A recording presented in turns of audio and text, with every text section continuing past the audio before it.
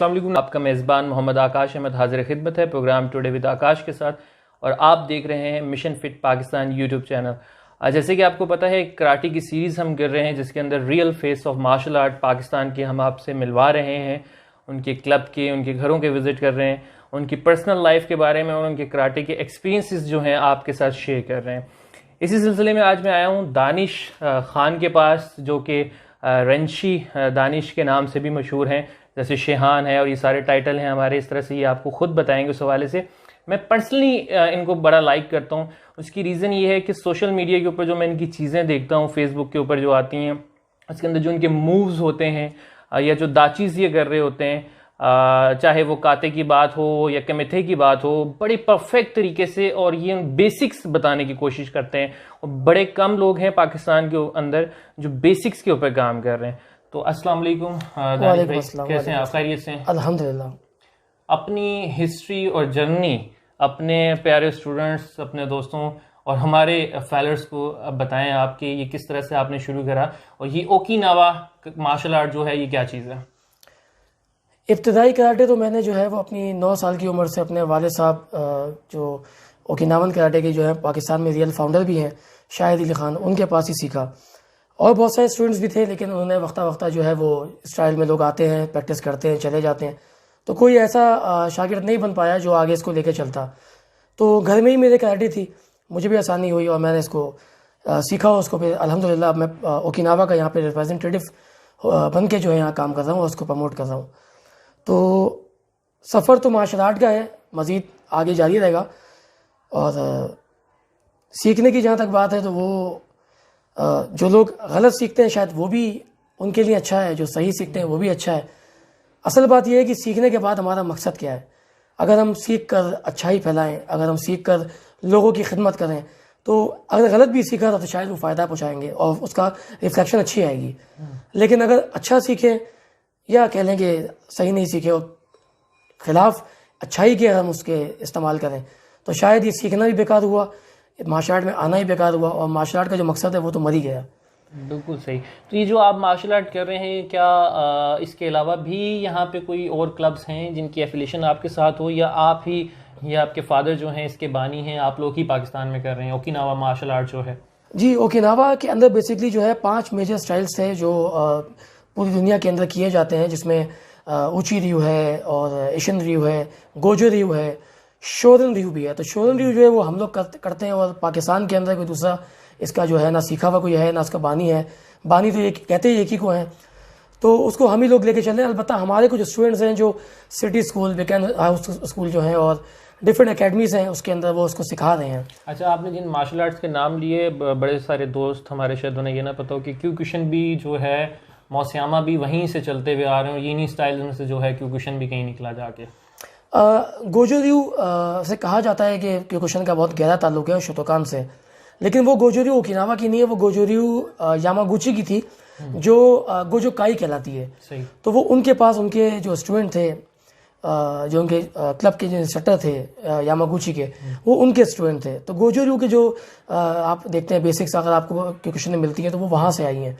और अमूमन लोग ये समझते हैं कि शोतोकान गिजन फनाकुशी के स्टूडेंट थे, जबकि ऐसा नहीं है। वो तो बहुत ज़ईफ़ थे उस वक्त जब मासोयामा आए थे कराटे के अंदर 1922 के अंदर।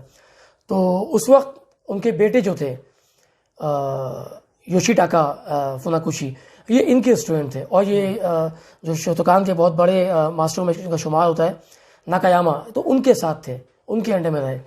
तो क्यूकुशन जो है वो बेसिकली ओकिनावा से उसका कोई ताल्लुक नहीं है। अलबत्ता जापान के अंदर ये जो है किया जाता है, और स्पेसिफिक गोजो काई जो है वो जापानीज़ गोजो रियू है। सही सही सही। अच्छा दानिश भाई, मुझे ये बताएं कि एक selective audience, selective gathering, Japan के भी आपके विज़िट होते हैं, लेकिन एक बड़ी मखसूस जो है आपने अपनी गैदरिंग रखी हुई है, तो उसको आप पाकिस्तान में क्यों ऐसा नहीं कर रहे हैं कि इतना कदीमी स्टाइल है और जैसे दीगर स्टाइल जो हैं उनकी ब्रांचेस बन रही हैं, सारी चीज़ें बन रही हैं, इस चीज़ के ऊपर काम क्यों नहीं कर रहे हैं? ये काम तो खैर पिछले 25 साल से हो ही रहा है, लेकिन तजुर्बे होते रहते हैं, इंसान को अपने तजुर्बे से सीखना चाहिए। तजुर्बा कुछ ऐसा हुआ कि जब हम किसी को सिखाते हैं तो वो हमसे सीखने के लिए आता है। हमारे सिस्टम के अंदर कबूडो है जो पाकिस्तान के अंदर किसी को पता भी नहीं है कि वो पहला स्टेप भी कैसे करते हैं, और कई लोग तो उसकी स्पेलिंग भी अगर देख के लिखते हैं तो गलत ही लिखते हैं। तो हमने कुछ लोगों को टीच किया, वो हमारे पास सीख कर और अपने स्टाइल जो कि मुकम्मल शायद वो नहीं सीखे, उसमें जाके उस नाम से उसको प्रमोट कर रहे हैं। तो आप साहब बताएं कि अगर कोई शख्स आपके पास आता है, आपसे कुछ सीखता है, आपसे सर्टिफिकेट लेता है, आपका नाम काट के लिख दे कि ये फला का सर्टिफिकेट है, तो कितना बड़ा जुर्म हो गया, बद अखलाकी भी हुई और जुर्म भी हो गया। तो हमने फिर सोचा कि यार ये इतना नेगेटिव अगर फैला है तो बेहतर है कि ना फैले। मार्शल आर्ट सुधार के लिए फैली थी ना, तो अगर सुधार ही पैदा नहीं हो रहा बल्कि एक मखसूस तबके के अंदर एक गलत सोच लेके अगर चल रहा है, तो बेहतर है कि अच्छे लोगों में हम प्रोवाइड करें। बड़ी खूबसूरत बात। और ये नाज़रीन मेरे वो दोस्त जो कराटे से रेलिवेंट हैं उनके लिए कि लाजमी नहीं है कि अगर आपको किसी चीज़ की एफिलिएशन मिल गई है, आपको फेडरेशन मिल गई है या ब्रांच चीफ मिल गए हैं, तो आप ये चाहें कि पूरा पाकिस्तान आपके साथ जुड़ जाए या पूरा पाकिस्तान आपके अंडर हो जाए या आप मास्टर ग्रैंड मास्टर बन जाएं, आप अपने हदूद में रहते हुए, अपने क्लब में रहते हुए, एक सिस्टम में रहते हुए पूरे पाकिस्तान के लिए काम कर सकते हैं, बहुत अच्छा काम कर सकते हैं। हरगिज़ आप इस चक्कर में न लग जाइए कि हम सबको जोड़ लें, सबको अपने अंडर कर लें और ये इन चीज़ों के अंदर पड़ जाएंगे तो ना आप अपनी गेम को प्रमोट कर पाएंगे और ना अपने क्लब को, ना ही अपने बच्चों को कुछ सिखा पाएंगे। एग्जैक्टली। अच्छा दानिश साहब, मुझे ये बताएं कि नेक्स्ट क्या मिशन चल रहा है, क्या प्लानिंग चल रही है मार्शल आर्ट के हवाले से, क्या करने वाले हैं आप? देखिए, अमूमन तो आपको ये अंदाज़ा होगा कि पाकिस्तान में अमूमन बहुत गिनती के ग्रैंड मास्टर स्टाइल के हवाले से आ जाते हैं इनवाइट करने की वजह से, लेकिन फेडरेशंस कभी यहाँ नहीं आई। बड़ी बड़ी ऑर्गेनाइजेशंस जो मार्शल आर्ट के कंपटीशन को प्रवोक करती हैं, वो पाकिस्तान को ना सोचती हैं ना उसका नाम कभी लेती हैं। तो मेरा ये प्लान था और ये है, हम काफ़ी हद तक कामयाब हो चुके हैं। हम चाह रहे हैं कि जो फेडरेशन है, जो वर्ल्ड की फेडरेशंस हैं, वो पाकिस्तान आकर अपने खुद ऑर्गेनाइज करें इवेंट, पाकिस्तान में आके करें, ताकि पाकिस्तान के अंदर जब दूसरे मुल्क के लोग आएंगे, दूसरे कंपटीटर्स आएंगे, तो पाकिस्तान का पता चलेगा। भाई यहाँ पे विजिटर जब आएंगे तो पाकिस्तान की करेंसी को भी फायदा पहुंचेगा। तो उस करेंसी को भी देखना है हमने, और अपने पाकिस्तान का नाम रोशन करने के लिए खाली ये नहीं है कि हम अकेले जाएं, एक ग्रीन कोट पहन लें और तस्वीर खिंचा के किसी के साथ आ जाएं। लोग यहाँ आएँ और यहाँ आकर यहाँ की सखावत को देखें। लोग जापान जाके सखावत देखते हैं, पाकिस्तान की भी सखावत है, आएंगे तो देखेंगे। तो उनको इनवाइट करना पे, यहाँ का जो माहौल लोगों ने गलत मैसेज दिया है बाहर जाके, और कुछ बाहर के लोगों ने ये गलत इम्पैक्ट जो है वो क्रिएट किया है कि पाकिस्तान कोई दहशतगर्दों का मुल्क है, जबकि ऐसा नहीं है। हम तो खुद फेस करते हैं दहशतगर्दी को और उस पर हम अपनी हुकूमत के साथ मिलकर लड़ते हैं दहशतगर्दी से। तो स्पोर्ट्स एक वाहिद, एक मार्शल आर्ट एक वाहिद ऐसी कम्युनिटी है जो हर किस्म की बुराई से लड़ाई होती है। एनीवेज, हमारा मकसद ये जो था, ये वर्ल्ड यूनाइटेड कराटे यूनियन, जो वर्ल्ड की बड़ी एक ऑर्गेनाइजेशन, दूसरी बड़ी ऑर्गेनाइजेशन है, लास्ट जो जनवरी गुजरा 2020 के अंदर प्रेसिडेंट खुद यहाँ आ रहे थे, हमारी पूरी प्लानिंग हो चुकी थी। बस समझ लें कि कोई 2-3 वीक्स रह गए थे। हमने यहाँ पे अपनी तमाम जो सिक्योरिटी इदारे हैं उनको इन्फॉर्म कर दिया था और अपने काम को अच्छा बढ़ाए थे। अचानक खबर आई कि सुबह उनका हार्ट अटैक हो गया। अब वो इतना बड़ा हमें एक धचका लगा, तो अब हमने इसको ख़त्म नहीं कर दिया। अब देखें, वो तो चले गए दुनिया से, डेरेल विलियम थे। तो अब हम चाह रहे हैं कि नए जो मास्टर्स हैं अपनी फेडरेशन के साथ पाकिस्तान आएँ, यहाँ पर वो रूल्स रेगुलेशंस को भी पढ़ाएं और महदूद नहीं करें कराटे को। जो वर्ल्ड कराटे है वो स्पेसिफिक सेमी कॉन्टैक्ट और फुल कॉन्टैक्ट के लिए नहीं है, वो एक पूरी फैमिली है। हम जब कोई कंपटीशन कराएं तो सेमी कॉन्टैक्ट वाले हमारे साथ हो, ट्रेडिशनल कराटे वाले हमारे साथ हो, फुल कॉन्टैक्ट वाले भी हमारे साथ हो। साथ से मतलब ये नहीं कि हमारे अंडर में हो। ये जो अंडर का जो लफ्ज है ये बड़ा अजीब है। समंदर के अंदर जो उसकी गहराई है वो अंडर नहीं है, वसी है। तो वसी की वजह से वो हमें खौफ भी तारी होता है। हम कहते हैं यार समंदर में एहतियात करनी है। बेसिकली मेरी भी दानिश भाई ये बड़ी ख्वाहिश है और ये प्रोग्राम करने को और ये करने का मकसद भी यही है कि हर किस्म के मास्टर से मुलाकात हो, चाहे कोई कन्फू करता है, ताइक्वांडो करता है, क्यूकुशन करता है, गुजोरियो शितोरियो कुछ भी करता है, सब लोगों को प्रमोट किया जाए। और मैं अगर ये कहूँ कि मैं इस्लामाबाद में बैठा हूँ तो हर बंदा मेरे पास आ जाए, मुझसे सीख ले, ये मुमकिन नहीं है। हो सकता है कि आपके रेफरेंस से कोई मुझे इस्लामाबाद में मिल जाए और मेरे रेफरेंस से कोई कराची में आपको मिल जाए। तो सबको प्रमोट करना चाहिए, सारे स्टाइल्स को लेके चलना चाहिए। ये बात याद रखनी चाहिए कि स्टाइल्स जो है इंसानों ने ही बनाया है, ठीक है। तो हम स्टाइल्स के पीछे भाग रहे हैं। और एक टूर्नामेंट मेरी भी ये ख्वाहिश है कि ऐसा हो, और मैं कोशिश भी करूँगा कि अल्लाह ताला मुझे जो है हिम्मत दें, मैं ऐसा टूर्नामेंट करूँ कि जिसके अंदर सारे स्टाइल्स हों, सब लोगों के लिए मैट लगे हुए हो, हर बंदा आए और उसके अंदर पार्टिसिपेट करे और वो किसी के अंडर ना हो। सबसे बड़ी प्रॉब्लम दानिश भाई मैं ये समझता हूँ कि यही है कि अगर आप करवाएंगे तो आप कहेंगे अंडर सुपरविजन दानिश खान होना चाहिए, मैं करवाऊंगा तो अंडर सुपरविजन आकाश अहमद होना चाहिए। तो ये चीज़ जो हमारे अंदर से मैं निकल जाएगी तो शायद फिर हम मास्टरी की तरफ आ जाएंगे। और मास्टर जो हम लिखते हैं, तो मैं आज तक अपने आप को तालिब इल्म ही समझता हूँ और मरते दम तक कुछ ना कुछ मैं सीखता रहूँगा। हर रोज़ कराटे के अंदर कोई नई चीज़ मुझे मिलती है, कोई नई टेक्निक के ऊपर काम किया जाता है और लोग यहाँ पे समझते हैं कि बस हमने 2 4 5 साल जो कर लिया वही सब कुछ हो गया। मुझे आपकी एक बड़ी अच्छी चीज़ लगती है, जो लोग आपको फॉलो करते हैं वो भी जानना चाहेंगे कि आप बेसिक्स के ऊपर काम करते हैं। बड़े कम मास्टर्स मैंने देखे कि जो डाचीज़ के ऊपर और इन चीज़ों के ऊपर काम करते हैं। किक्स देखो या कोई चीज़ देखो तो आपका प्रॉपर एंगल नज़र आता है कि पाँव कैसे रखा हुआ है या किस एंगल से वो हिट हो रहा है। इसी तरह जापानीज़ मार्शल आर्ट कर रहे हैं आप भी और मैं भी, तो उसमें हर पोजीशन का मतलब है, अगर ऐसे खड़े में पाँव की पोजीशन ऐसे है, हर दाची जो है वो उसका नाम है। तो मास्टर्स तो बन गए हम, लेकिन हम अपनी क्वालिफिकेशन पे काम नहीं कर रहे। देखिए, ये तो आपने सवाल में जवाब दे दिया कि अगर हम मास्टर्स भी कह रहे हैं अपने आप को, मास्टर्स भी हम हैं, और हमें यही नहीं पता कि हम खड़े किस अंदाज में हैं, तो फिर वो मास्टरी यकीनन घर बैठे हुई होगी, मास्टर के अंडर में नहीं हुई होगी।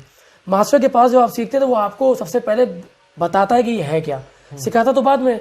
तो यानी आपको सबसे पहले ये पता होना चाहिए कि इसको कहते क्या है। तो अगर आपको यही नहीं पता कि इसे कहते क्या है, तो इसका मतलब ये हुआ कि आप शायद ऑनलाइन मास्टर होंगे या घर बैठे मास्टर होंगे, प्रमोटेड मास्टर। जी, तो रिस्पेक्ट तो खैर सभी की हमें करनी है, और हम किसी को पॉइंट आउट भी नहीं कर सकते। ये जो जानता है अपने आप को वो बेहतर जानता होगा, कि जिसको पता है कि वो क्या कर रहा है तो अच्छी बात है, पता है। मुझे अभी आपने एक बात बोली कि इससे पहले आपकी बात आपने की थी, बड़ी अच्छी लगी कि, और आपने मेरे को भी पॉइंट आउट किया कि बेसिक पे काम हम करते हैं। बेसिक पे काम करने की वजह भी यही है कि देखें, बेसिक सिर्फ बेसिक नहीं है, एडवांस की भी बेसिक होती है। हर स्टाइल के अंदर, चाहे वो दुनिया में ट्रेडिशनल हो, फुल कॉन्टैक्ट हो, सेमी कॉन्टैक्ट हो, बेसिक की बेसिक होती है, इंटरमीडिएट लेवल की भी बेसिक होती है, और एडवांस की भी बेसिक होती है, ताकि आप उस लेवल को समझ सकें। मिसाल के तौर पे मैं आपको ये बोलूँ कि आप कागज़ में छेद कर दें, आप बोलें कोई मसला नहीं है, तो एक उंगली मारूंगा कागज़ में छेद हो जाएगा। अब कागज़ को अगर मैंने लटका दिया धागे के साथ, तो शायद उंगली से छेद नहीं कर सकते, उंगली के साथ वो आपके जाता रहेगा, आता रहेगा। तो आप उसकी बेसिक पे काम करेंगे, आप उस पर पिंच करना शुरू करेंगे, आ जाएगा आपको। इससे उठाकर जब मैं आगे लाऊंगा इंटरमीडिएट पे, तो आपको पतले पतले ब्रिक्स जो अमूमन दूसरे स्टाइल्स में यूज़ भी होते हैं, ये तोड़ें, तो आपको उसकी बेसिक करना पड़ेगी। फिर एक ऐसा वक्त भी आएगा कि हम ऐसे ही उठा लेंगे चलते हुए पत्थर, कि यार आओ इसको तोड़ते हैं, जिसका ना हमें बेसिक पता है, ना सेंटर पता है, ना इसकी मोटाई पता है, इस पर कुछ काम करते हैं। तो वो भी एक लेवल है। जब तक बेसिक लेवल नहीं होगा तो कोई लेवल आपका अपग्रेड हो ही नहीं सकता। तो यही वजह है कि हम बेसिक पे बहुत ध्यान देते हैं, और बेसिक के साथ ही एडवांस पे लेके जाते हैं। छोटा सा मैसेज आजकल के तमाम ऑनलाइन मास्टर्स के लिए और रियल मास्टर्स के लिए।